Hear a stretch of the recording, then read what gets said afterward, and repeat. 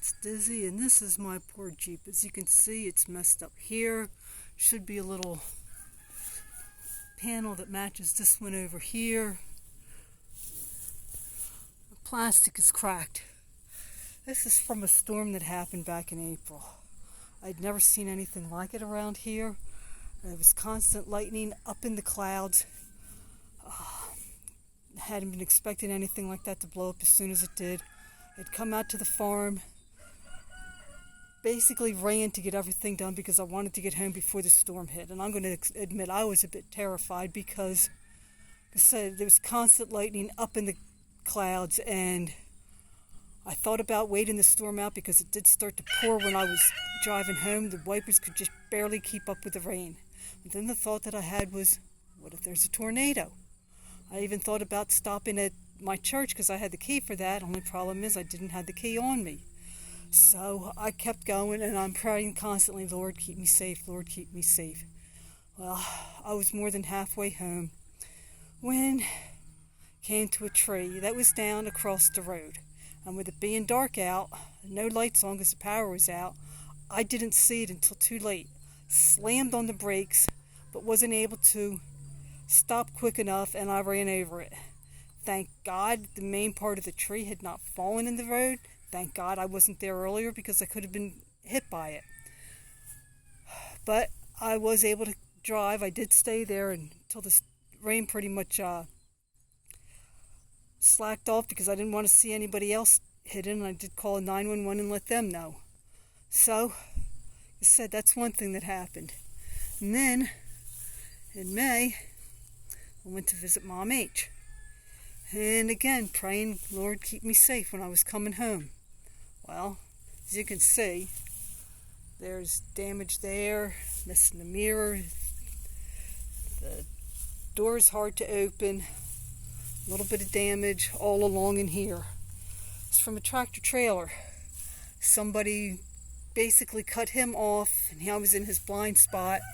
And he came into my lane, and thank God I was able to get over in time. But again, my Jeep got damaged. Been having problems. It's been frustrating trying to get this all taken care of. But today, I'm getting ready to go and take the Jeep to get it fixed. Well, you might be thinking, Dizzy, God didn't keep you safe. You were in two different accidents. Well, God did keep me safe. The Jeep took the damage. The Jeep is fixable. I'm not. Not in the way the Jeep is. I'll get it all taken care of, and won't be too much longer, and I'll be back on the road. You might also be thinking, but Dizzy, people die in accidents all the time. Christians, they get killed. They have wars. All kinds of bad things happen to Christians. How can you say that God keeps you safe? Well,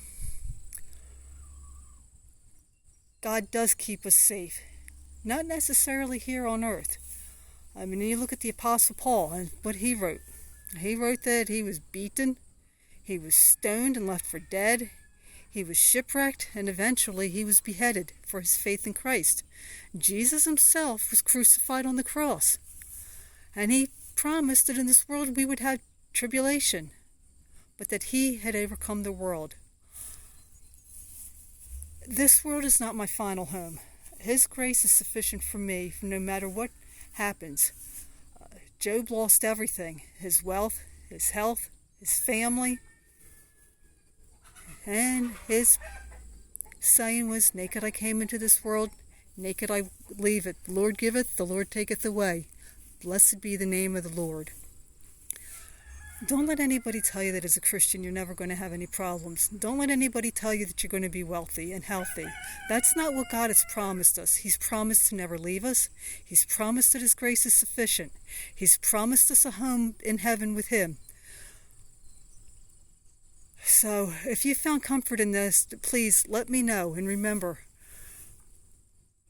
if you don't know Jesus, you don't have these same promises. It's just the opposite for those that don't know Christ. So I just pray that if you don't know Christ, that you'll come to Him, realizing that you need Him in your life. Well, we'll talk at you later. I got to go get this fixed.